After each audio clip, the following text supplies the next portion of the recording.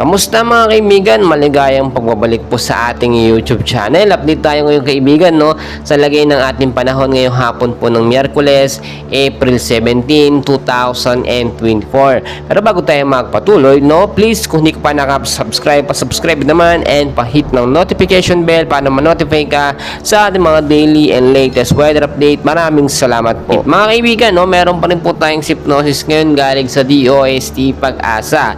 Meron tayong Ridge of High Pressure Area or HPA na nakaka-apekto or naka-extend over the eastern section of Luzon. Itong HPA po yung pumipigil para magkaroon ng pag-uulan or yung init na panahon na ating nararanasan sa ilang bahagi po ng Luzon, Visayas at Mindanao.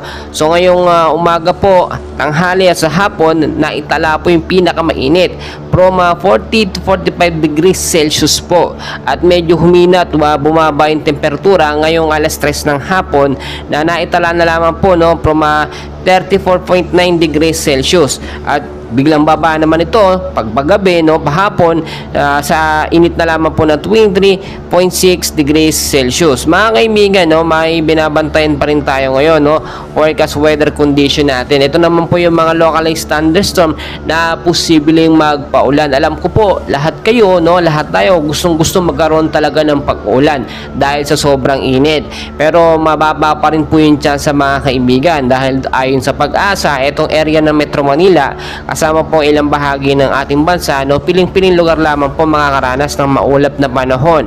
At itong mga piling-piling lugar, pinag-iingat sa mga posibleng rain showers or thunderstorm. Dulot po yan ng localized thunderstorm. Kung sakaling magkaroon ng malakas na pag-ulan, panigurado magkakaroon po ito ng pagbabaha, kaya mag-ingat tayo. Kaya din, kung sakali man, mag-ingat din tayo sa posibleng landslide. And as of now mga kaibigan, wala pa naman tayong binabantayang bagyo sa loob ng Philippine Area of Responsibility. Yung trap po kasi ng low pressure area na namataan itong mga nakaraang araw ay tuluyan na nga rin nawala dahil nga po sa ridge of high pressure area.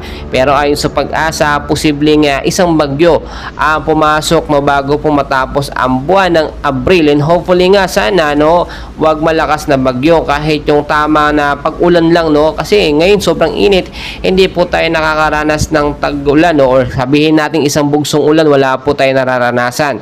Ilang buwan na lang po simula ngayon ay magiging rainy season na rin po, matatapos na rin po ang heat season. So hintay-hintay na lamang po tayo.